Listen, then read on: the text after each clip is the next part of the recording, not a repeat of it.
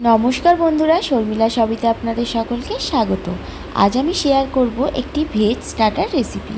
এই রেসিপিটি আপনারা বর্ষাকালে সন্ধ্যাবেলায় চায়ের সাথে অথবা বাড়িতে কোনো গেস্ট আসলে স্টার্টারে সার্ভ করতে পারেন।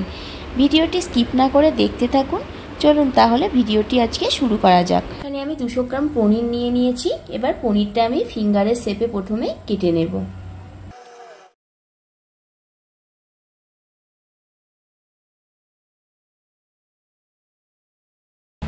দেখুন প্রত্যেকটা ফিঙ্গারের শেপে আমি কেটে নিয়েছি। এবার এইগুলোকে একটা আমি পাত্রে তুলে রাখবো। এবার প্রত্যেকটা পিস আমি একটা প্লেটের মধ্যে তুলে নিচ্ছি।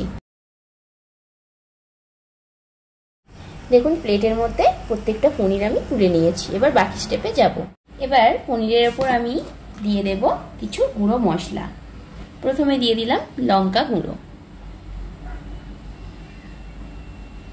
তারপরে দিয়ে দিলাম জাস্ট সামান্য একটুখানি হলুদ গুঁড়ো, দিয়ে দিলাম একটু কালো গোলমরিচের গুঁড়ো। এখানে কালোর বদলে আপনারা সাদাটাও ব্যবহার করতে পারেন। এবার দিয়ে দিলাম একটু ধনে গুঁড়ো, সামান্য পরিমাণে একটু গরম মশলা গুঁড়ো আমি এখানে ব্যবহার করলাম, এটা অপশনাল। এবার দিয়ে দিলাম আদা রসুন বাটা, আর দিয়ে দিলাম অল্প একটু ধনেপাতা কুচি। এবার সব কিছুকে আমি ভালো করে মিশিয়ে নেব।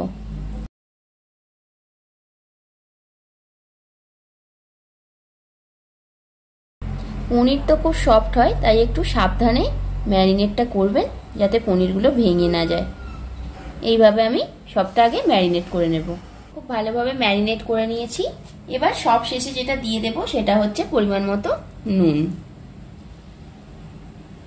নুনটা আপনারা আপনাদের স্বাদ অনুসারে এখানে ব্যবহার করবেন। এখানে একটা পাত্র নিয়ে নিয়েছি। সবার প্রথমে যেটা করতে হবে, একটা ব্যাটার বানাতে হবে। তার জন্য এখানে দিয়ে দেব আমি ময়দা। এখানে আমি 4 চামচ ময়দা ব্যবহার করলাম। এবার দিয়ে দেব কর্নফ্লাওয়ার। 4 চামচ ময়দা নিয়েছি আর 3 চামচ নেব কর্নফ্লাওয়ার। পরিমাণটা আপনারা কিন্তু আপনাদের প্রয়োজন মতো বুঝে এখানে ব্যবহার করবেন।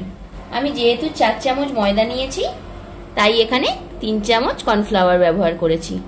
এবার এটাকে একটা চামচের সাহায্যে আমি একটু মিশিয়ে নিচ্ছি। এবার দিয়ে দেব পরিমাণ মতো নুন। একটু গোলমরিচের গুঁড়ো ব্যবহার করলাম, এটা অপশনাল, আপনারা চাইলে এটা নাও ব্যবহার করতে পারেন। এখানে যদি আপনারা চান তো একটু কাশ্মীরি লঙ্কাও ব্যবহার করতে পারেন।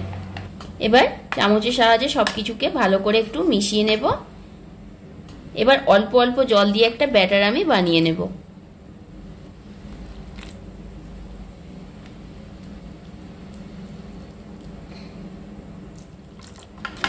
দেখুন ব্যাটারটা পুরোপুরি রেডি হয়ে গেছে। এবার আমি বাকি স্টেপে যাব।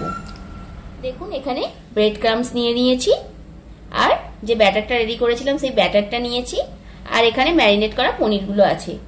এবার আমি এক এক করে একটা পনির এই ব্যাটারের মধ্যে দেব।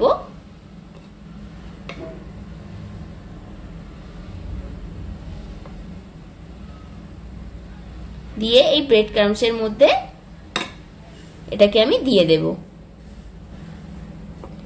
ঠিক এইভাবে একটু হাত দিয়ে আপনারা চেপে চেপে বসিয়ে দেবেন, তাহলে পনিরের গায়ে খুব ভালোভাবে কিন্তু ব্রেড ক্রাম্বসটা লেগে যাবে।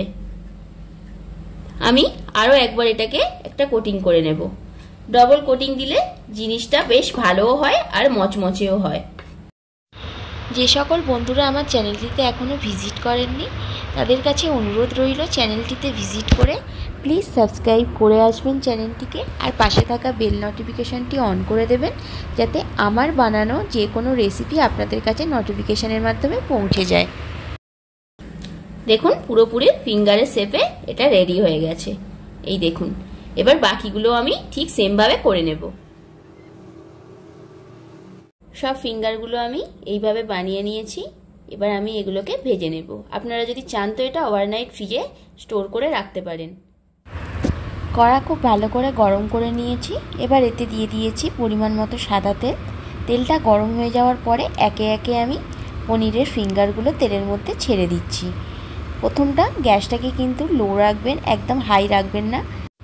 এইভাবেই আমি খুন্তির সাহায্যে পনির ফিঙ্গারগুলোকে উল্টে পাল্টে লাল লাল করে ভেজে নেব। দেখুন লাল লাল করে আমার পনির ফিঙ্গারগুলো ভাজাও হয়ে গেছে খুব ভালোভাবে।